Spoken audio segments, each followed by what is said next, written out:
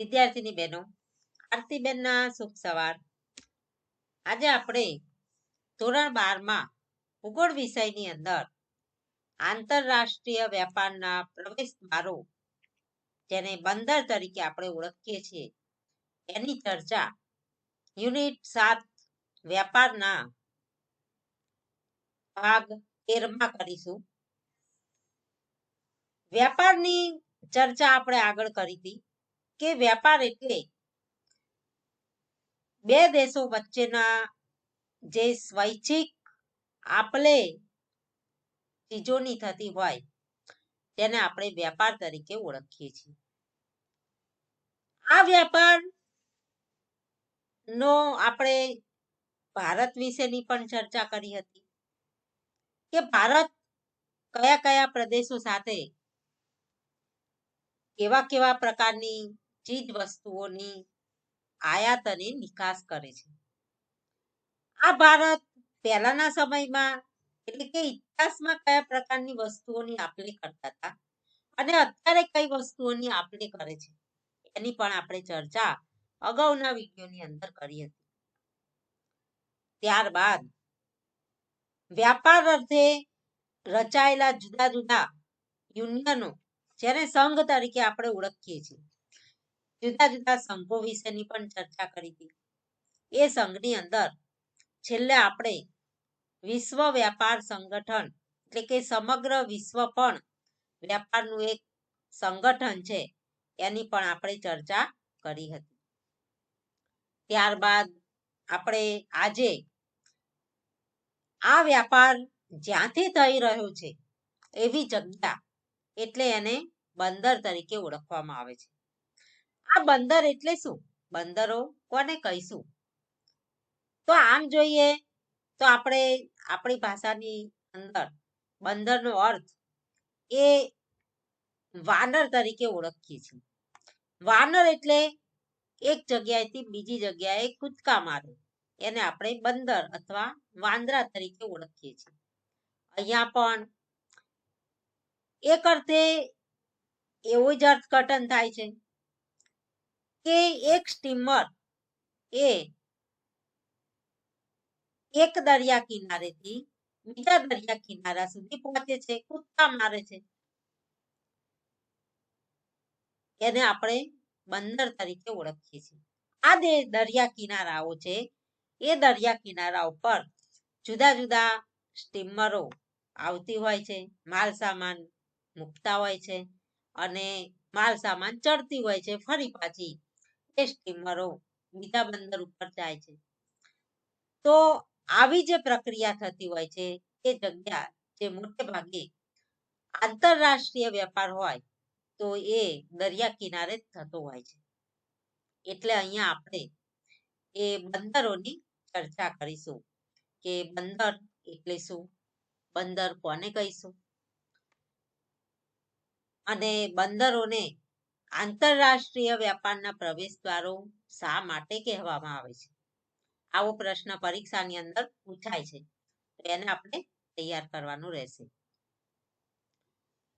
બંદર એક એવું સ્થળ છે કે જ્યાં દરિયાઈ વ્યવહાર અને ભૂમિ પરના વ્યવહાર વચ્ચેનો સંબંધ વહાણો કે સ્ટીમરો અને ભૂમિ પરના પરિવહનના સાધનો દ્વારા જાળવી શકાય છે. બંદર કેવું સ્થળ છે?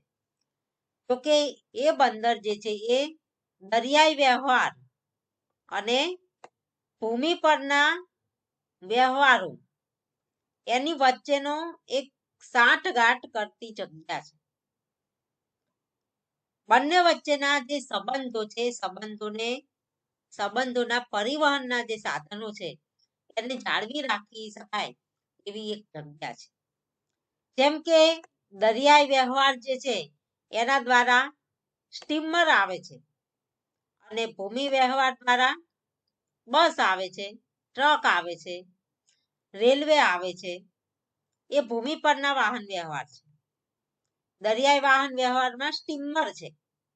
તો સ્ટીમર પણ જે જગ્યાએ આવે છે એ જ જગ્યાએ ભૂમિ પરના વાહનો પણ આવે છે, ટ્રક કે રેલવે. એટલે અહીંયા દરિયા કિનારો છે, એ દરિયા કિનારે અહીંયા સ્ટીમર ઊભી છે અને અહીંયા છે એ ભૂમિ પરના સાધન ઊભા છે, રેલવે કે ટ્રક. એટલે બંને વસ્તુ એટલે કે બંને સાધનો અહીંયા એ સ્થિર થાય છે, વસ્તુઓની આદાન પ્રદાન થાય છે અને એ જગ્યા જે છે એને આપણે બંદર તરીકે ઓળખીએ છીએ. એટલે જ કહેવાય છે કે બંદર એવું સ્થળ છે ત્યાં દરિયાઈ વ્યવહાર અને ભૂમિ પરના વ્યવહાર વચ્ચેનો સંબંધ વહાણો કે સ્ટીમરો, વહાણો છે અથવા સ્ટીમરો છે, અને ભૂમિ પરના પરિવહનના સાધનો દ્વારા જાળવી શકાય છે. બંનેને એ એકબીજા સાથે સહયોગ આપે છે. દુનિયાના જુદા જુદા ભૂમિખંડોના દેશો કે પ્રદેશોની ચીજ વસ્તુઓની હેરફેર માટે દરિયાઈ જળમાર્ગ એ આગવું સ્થાન ધરાવે છે. દુનિયાના જુદા જુદા ભૂમિખંડો, જુદા જુદા ભૂમિખંડો, કેટલા ભૂમિખંડો છે દુનિયા ઉપરના? આપણે અત્યારે 7 ભૂમિખંડોમાં જમીનોને વહેંચણી કરી છે, જેમ કે ઉત્તર અમેરિકા, દક્ષિણ અમેરિકા, યુરોપ, આફ્રિકા, એશિયા અને ઓસ્ટ્રેલિયા. આ 6 ભૂમિખંડો એ મુખ્ય છે. 7મો ભૂમિખંડ છે એના ઉપર જમીન પણ નથી અને જીવસૃષ્ટિ પણ નથી, એટલે એને આપણે અહીંયા ગણતરીમાં લેતા નથી. પણ આ 6 ભૂમિખંડો જે છે એ 6 ભૂમિખંડો પરના પ્રદેશોની ચીજ વસ્તુઓ છે, એ ચીજ વસ્તુની હેરફેર એ આ બંદર દ્વારા થાય છે, જે દરિયાઈ જળ માર્ગે થાય છે. તમને ખબર છે કે સમુદ્ર છે એ સમુદ્ર એ નું પાણી એકબીજામાં ભળે છે.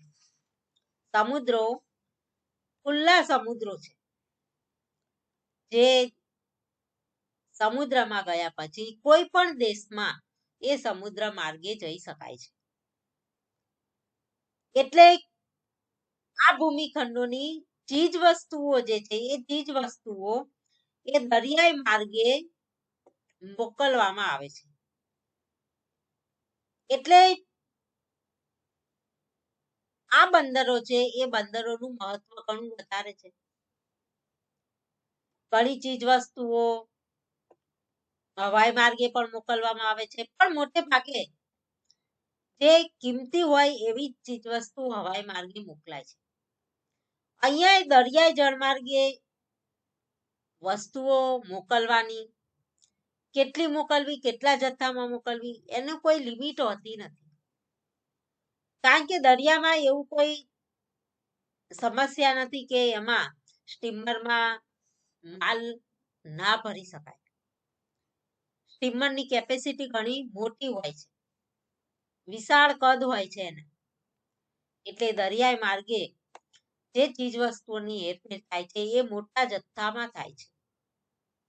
એટલે જ દરિયાઈ માર્ગ છે એ આયાત અને નિકાસમાં એક આગવું સ્થાન ધરાવે છે. બંદર ઉપરની નિકાસ માટે પીઠ પ્રદેશમાં આવતી ચીજ વસ્તુઓ સ્ટીમરમાં ચડાવી દેવામાં આવતી નથી. એટલે કે બંદર ઉપર જે પીઠ પ્રદેશ છે, પીઠ પ્રદેશ એટલે કે બંદરની આજુબાજુનો વિસ્તાર કે જ્યાંથી ચીજ વસ્તુઓ છે એ નિકાસ માટે મોકલાતી હોય છે. માની લો કે એક બંદર છે, એ બંદરની આજુબાજુ ઘઉંનું ઉત્પાદન વધારે થાય છે. એ ઘઉંનું ઉત્પાદન જે થાય છે એ જે તે પ્રદેશને પહોંચી વળાય એટલું છે, એનાથી અનેક ગણું વધારે છે. તો એ જે વધારાનો માલ સામાન છે એ માલ સામાન દરિયાઈ માર્ગે બીજા દેશમાં મોકલવામાં આવે છે, જેને આપણે નિકાસ તરીકે ઓળખીએ છીએ. એટલે આ પીઠ પ્રદેશમાંથી ઘઉં છે એ ક્યાં મોકલવામાં આવે છે? બંદર પર મોકલવામાં આવે છે. અને એ બંદર ઉપર જે મોકલવામાં આવે છે ઘઉં, એને બંદર ઉપર આવ્યા પછી તરત ને તરત સ્ટીમરમાં નથી મોકલી દેવામાં આવતી. સ્ટીમરમાં તરત ચડાવી દેવામાં નથી આવતી. કેમ નથી ચડાવી દેવામાં આવતી? કે ઘણી વખતે એ સ્ટીમર ત્યાં આવી પણ ના હોય, કદાચ 2-4 દિવસ પછી પણ આવવાની હોય, કદાચ એવું પણ બને કે બીજે જ દિવસે આવે, અને ક્યારેક એવું પણ બને કે એ જ દિવસે એ સ્ટીમર આવતી હોય કે જે સ્ટીમરમાં માલ સામાન ચડાવવાનો હોય. તો ઘણી વખતે એવું પણ બને છે કે ત્યાં જે ચીજ વસ્તુ આવે છે, આયાત કરેલી જે ચીજ વસ્તુ છે એ પણ તાત્કાલિક રીતે પીઠ પ્રદેશમાં નથી મોકલી દેવામાં આવતી. એટલે કે તરત ને તરત જેવી ઉતારી એવી જ જમીન માર્ગે મોકલી દેવામાં આવે, એવું પણ નથી બનતું. એટલે આયાતી ચીજ વસ્તુ અને નિકાસી ચીજ વસ્તુ, આ બંને ચીજ વસ્તુઓ છે એ તરત ને તરત પીઠ પ્રદેશ તરફ મોકલી દેવામાં કે દરિયામાં ચડાવી દેવામાં આવતી નથી. એટલે આ માલ સામાન છે એ માલ સામાનને સાચવી રાખવા માટે બંદર ઉપર ગોદામની વ્યવસ્થા કરવામાં આવે છે, જેને ગોડાઉનો તરીકે આપણે ઓળખીએ છીએ. એટલે કે આ બધી ચીજ વસ્તુઓ છે એને ધક્કા ઉપરથી એકત્રિત કરી, ધક્કા ઉપર એટલે કે જે જગ્યાએ માલ સામાન ઉતરે છે એ માલ સામાન પરથી એકત્રિત એટલે કે ભેગી કરીને બંદરના વિસ્તારમાં રહેલા ગોદામોમાં સંગ્રહ કરવામાં આવે છે. અને જ્યાં સુધી માલ નિકાસ કરવામાં ન આવે અથવા તો એને પીઠ પ્રદેશમાં મોકલવામાં ના આવે ત્યાં સુધી આ માલ સામાન જે છે એ માલ સામાનની તાત્કાલિક વ્યવસ્થા જ્યાં સુધી ન થાય ત્યાં સુધી માલનો સંગ્રહ છે એ ગોદામમાં કરવામાં આવે છે. એટલે કે ગોદામની વ્યવસ્થા પણ અહીંયા બંદરો ઉપર હોય છે. કોઈ પણ બંદર દ્વારા આયાત કરવામાં આવતી તેમજ નિકાસ કરવામાં આવતી ચીજ વસ્તુઓ અને તેના પુરવઠા પરથી તેના પીઠ પ્રદેશના વિકાસ વિશેના અનુમાન કરી શકાય છે. એટલે કે કોઈ પણ બંદર ઉપર માલ સામાન જે આયાત અને નિકાસ કરવામાં આવે છે એની કેટલી આયાત અને કેટલી નિકાસ થાય છે, એ જે ચીજ વસ્તુઓ છે એની કેટલી આયાત અને કેટલી નિકાસ થાય છે એ પુરવઠો જેને કહેવાય છે. પુરવઠો એટલે એનો જથ્થો, એ કેટલા જથ્થામાં આયાત અને નિકાસ થાય છે એના ઉપરથી એનો જે પીઠ પ્રદેશ છે પીઠ પ્રદેશના વિકાસ વિશેની જાણકારી પ્રાપ્ત થાય છે. વધુ માલ નિકાસ કરવામાં આવે તો એ પીઠ પ્રદેશ ખૂબ જ મજબૂત હશે એવું એનું અનુમાન કરી શકાય છે. અને ત્યાં જ આયાતી ચીજ વસ્તુ પણ વધારે હોય તો એ ચીજ વસ્તુઓની ત્યાં માંગ પણ વધુ છે એવું આપણે અનુમાન કરી શકીએ છીએ. એટલે પીઠ પ્રદેશના જાણકારી મેળવવા માટે જે તે બંદરના આયાત અને નિકાસના જથ્થાઓના ઉપર આધારિત હોય છે. બંદર ઉપર એ સિવાય પણ અનેક પ્રકારની સુવિધાઓ હોય છે, અને સુવિધાઓ જેમ વધુ હોય એમ એ બંદરનો વિકાસ પણ વધારે થાય છે, અને એ બંદર ઉપર આયાત અને નિકાસની ચીજ વસ્તુઓ પણ વધુ જથ્થામાં આયાત નિકાસ કરવામાં આવે છે. અહીંયા આપણે એની સુવિધાઓ જોઈએ તો જહાજો ને કિનારા નજીક લાવવાની અને લાંગરવાની સુવિધાઓ અહીંયા પ્રાપ્ત કરેલી હોય છે.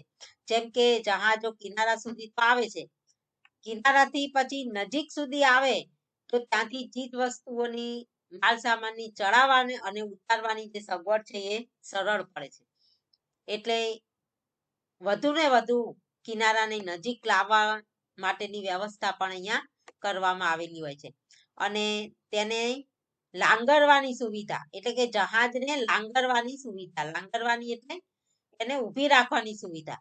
એનું જેમ કે આપણે રેલવે સ્ટેશને ગયા હોઈએ કે બસ સ્ટેશને ગયા હોય, આપણી બસ ક્યાં ઊભી રહે છે? તો એ બસ ઊભા રહેવાની જે જગ્યા છે એને આપણે સ્ટેશન તરીકે ઓળખીએ છીએ. ત્યારે જહાજોને ઉભા રહેવાની જે જગ્યા છે એને લાંગરવાની જગ્યા તરીકે ઓળખવામાં આવે છે. જે સ્ટેશન છે એને લાંગરવાની પ્રક્રિયા કહેવાય છે.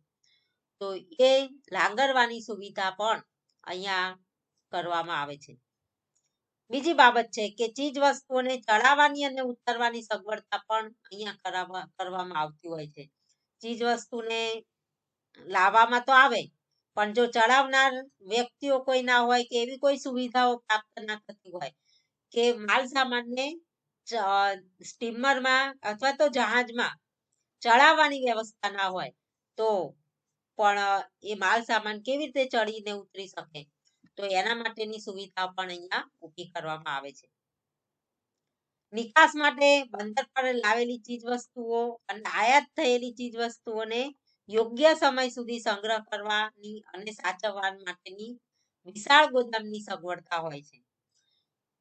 આપણે આગળ ચર્ચા કરીએ બાબતની તો કે નિકાસી ચીજ વસ્તુઓ તરત જ નિકાસ નથી થઈ જતી કે આયાતી ચીજ વસ્તુઓ તરત જ પીઠ પ્રદેશમાં મોકલી દેવાતી હોતી નથી.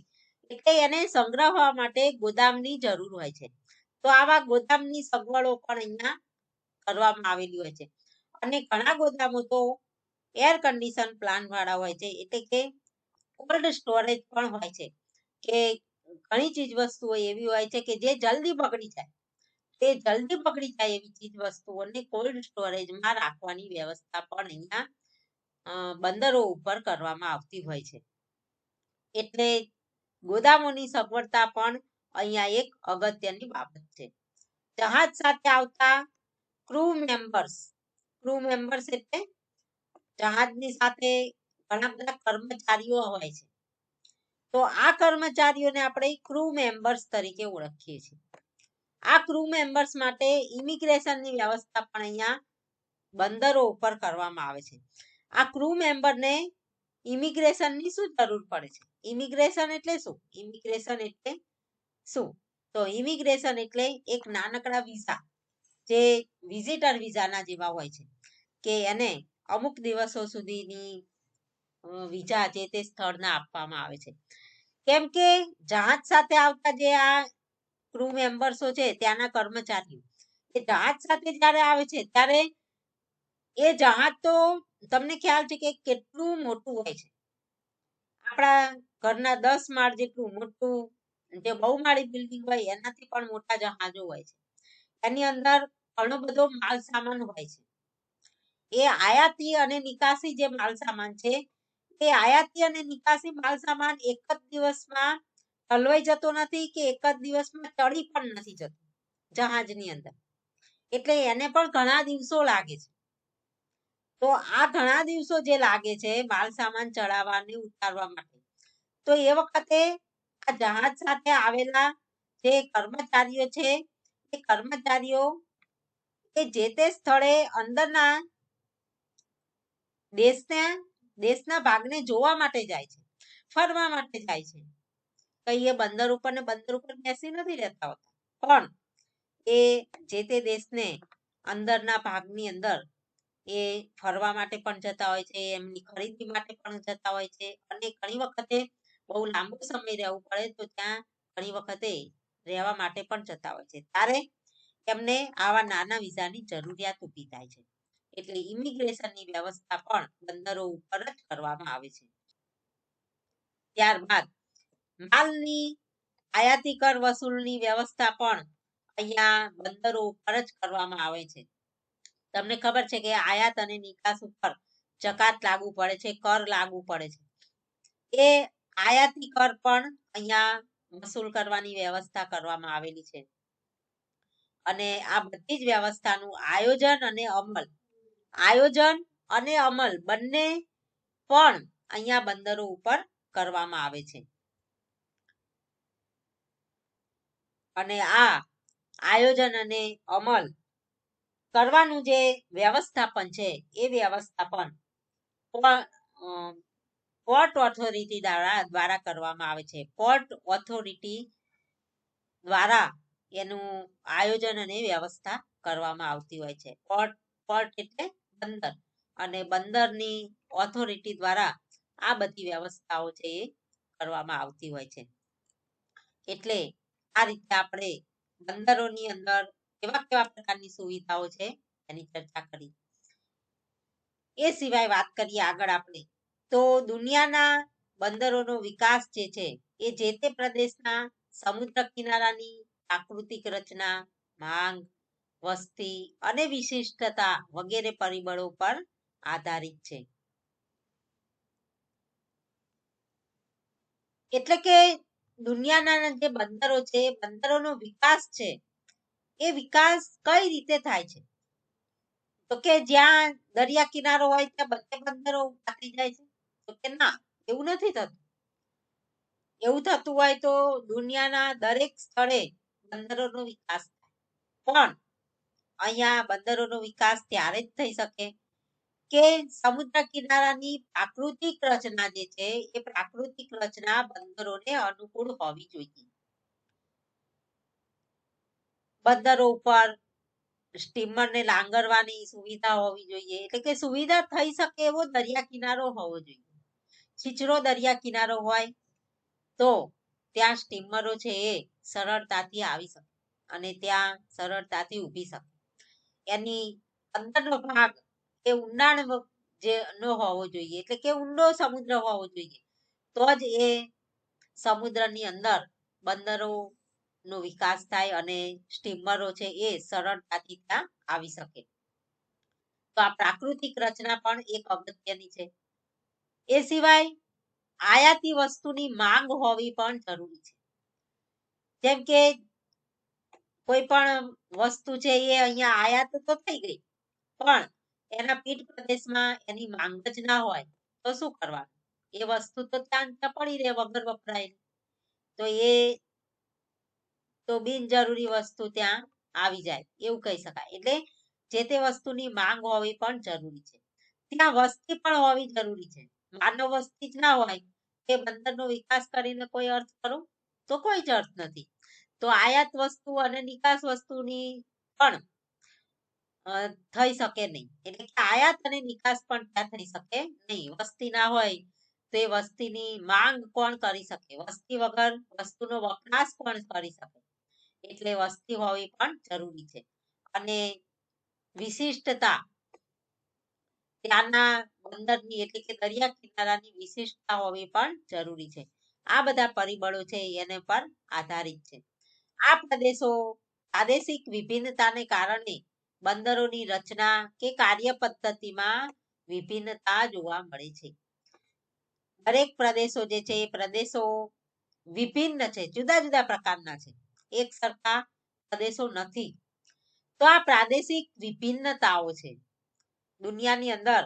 આપણે આગળ પણ જોયું પણ અને તમને ખબર પણ હશે કે દરેક પ્રદેશો એક સરખા નથી. એમાં દરેક પ્રદેશોની અંદર જુદી જુદી પ્રકારના સમુદ્ર કિનારા જોવા મળે છે, પ્રાકૃતિક રચના પણ જુદી જુદી છે. તો એ બધી વિભિન્નતાને કારણે બંદરોની રચનાની કાર્ય પદ્ધતિ પણ અલગ અલગ છે, જુદી જુદી પ્રકારની જોવા મળે છે. અને એ જુદા જુદા પ્રકારની કાર્ય પદ્ધતિ છે એના પ્રમાણે એ બંદરોના પ્રકારો પણ પાડવામાં આવે છે. બંદરોના પ્રકારો તો આપણે આગળ જોઈશું કે કયા કયા પ્રકારો છે તે. પણ આ વિભિન્નતા જે તે પ્રદેશની જે વિભિન્નતા છે એના પ્રમાણે એના બંદરોના પ્રકાર છે. અને બંદરો એક એવું સ્થળ છે કે જ્યાં દરિયાઈ વ્યવહાર અને ભૂમિ વ્યવહાર બંને વચ્ચેના જે સંબંધો છે એ સંબંધોને જાળવી રાખે છે. એટલે કે જમીન અને પાણી બંનેના વચ્ચેનો એક સુલેહ ભર્યો જેને કહેવાય, બંને વચ્ચેની જે કડી છે એ કડી એટલે કે બંદર, એને બંદર તરીકે આપણે ઓળખીએ છીએ. આવા બંદરો જે છે એની જે જાળવણી છે, જે ત્યાંની કાર્યવાહી છે એ બધી જ બાબતો એ પોર્ટ ઓથોરિટી દ્વારા કરવામાં આવે છે. આ બંદરો જે છે એને આપણે આંતરરાષ્ટ્રીય વેપારના પ્રવેશ દ્વાર તરીકે ઓળખીએ છીએ. બંદરોને આંતરરાષ્ટ્રીય વ્યાપારના પ્રવેશ દ્વાર તરીકે ઓળખવામાં આવે છે. તો શા માટે એને આંતરરાષ્ટ્રીય વેપારના પ્રવેશ દ્વાર કહેવામાં આવે છે? તો કે બંદર પર બીજા દેશની ચીજ વસ્તુઓની આયાત કરવામાં આવે. બીજા દેશની ચીજ વસ્તુની શું થાય છે? આયાત થાય છે. અને આપણા દેશમાં એટલે કે પોતાના દેશમાં જે ઉત્પાદિત માલ ચીજ વસ્તુઓ છે એની નિકાસ કરવામાં આવે છે. ઉત્પાદિત ચીજ વસ્તુઓની નિકાસ થાય છે અને આયાતી ચીજ વસ્તુઓની આયાત થાય છે. એટલે જ બંદર છે એ આંતરરાષ્ટ્રીય વેપાર માટે મહત્વની ભૂમિકા ભજવે છે. મહત્વની ભૂમિકા કોણ ભજવે છે? તો કે બંદરો દ્વારા જ આંતરરાષ્ટ્રીય વેપાર છે એ શક્ય બને છે. નહીંતર આંતરરાષ્ટ્રીય વેપાર આટલો બધો જે વિશાળ બન્યો છે એ બન્યો ના હોત. અને વેપાર છે એ પોતાના દેશની અંદર જ અથવા તો જ્યાં જમીન સીમા મળે છે એવી જગ્યાએ જ થતો હોત. એટલે જ આપણે બંદરોને આંતરરાષ્ટ્રીય વેપારના પ્રવેશદ્વાર તરીકે ઓળખીએ છીએ. તો હવે પછીના હપ્તામાં આપણે આ આંતરરાષ્ટ્રીય વ્યાપારના પ્રવેશદ્વાર તરીકે જે બંદરો છે એ બંદરોના જે વિભિન્ન પ્રદેશો છે, વિભિન્ન પ્રકૃતિ છે, એ પ્રમાણે એની જે કાર્યવાહી છે એ કાર્યવાહી પ્રમાણે એના ભાગ પાડી એને જુદા જુદા નામ આપી અને જુદા જુદા કાર્ય પ્રમાણે એના આપણે જોઈશું અને આગળ ભણીશું. તો અહીંયા આપણે આ બાબતની ચર્ચા પૂર્ણ કરીએ છીએ અને આગળના હપ્તામાં આપણે બંદરોના પ્રકારો વિશે જોઈશું. અહીંયા આ વિડીયોને જોઈ અને લાઈક કરશો જેથી મને ખ્યાલ આવે કે તમે આ વિડીયોને નિહાળ્યો છે અને તમે બરોબર સમજ્યા છો. સમજી અને બીજાને તમે મોકલશો જેથી બીજાને પણ એના જ્ઞાનનો લાભ મળે. નવા હોય તો સબસ્ક્રાઇબ કરજો અને કંઈ પણ પ્રશ્ન હોય તો કોમેન્ટ બોક્સમાં જરૂરથી લખશો. તો અહીંયા આપણે આ વિડીયોને પૂર્ણ કરીએ છીએ.